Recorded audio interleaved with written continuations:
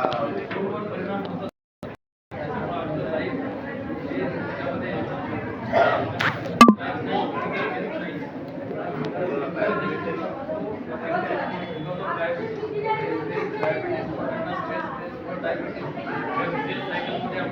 आपल्याला एवढी विनंती आहे की त्याच्यामध्ये आपल्या प्रत्येक लाईफस्टाईलमध्ये जे आपले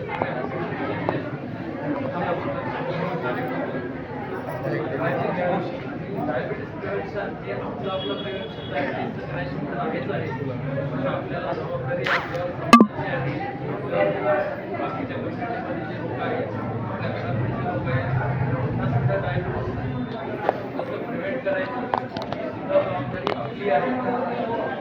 आपल्या शासकीय याच्यामध्ये ग्रामीण पातळीपासून कम्युनिटी लेवलपासून जे बाल गव्हर्नमेंट मेडिकल केअर सर्व्हिसेस जे आपण प्रोव्हाइड करतो तिथपर्यंत प्रत्येक स्टेजला आपली यंत्रणा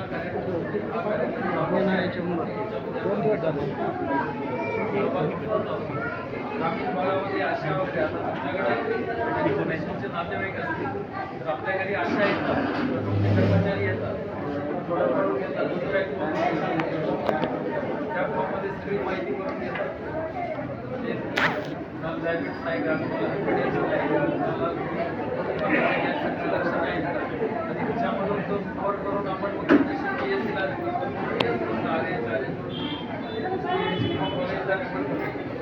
नातेवाईकांनाही माझी विनंती आहे की आमचे जे येतील शासकीय याच्यामध्ये आपल्याला पैसे वगैरे लागणार नाही, फ्री ऑफ कॉस्ट सर्व्हिसेस आहेत, त्यांना सहकार्य करतात.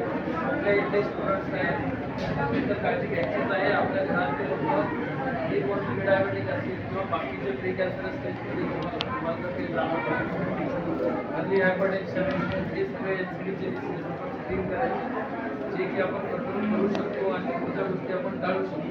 हे सगळं आपल्या हातात आहे. जेवढं आपण अवेअर आहे तेवढा समाज अवेअर होईल. आपणच जर अवेअरनेस दाखवत नाही तर मग नुकसान हे नुसतं समाजाचं नाही तर आपलं सुद्धा पर्सनल नुकसान आहे. त्याच्या आजच्या ह्याच्यामध्ये एवढंच आपल्याला आवाहन करतो, प्रत्येक स्टेजला एनसीडीच्या कार्यक्रमामध्ये आपण प्रत्येक ह्याच्यामध्ये थोडंसं केली आहे. आता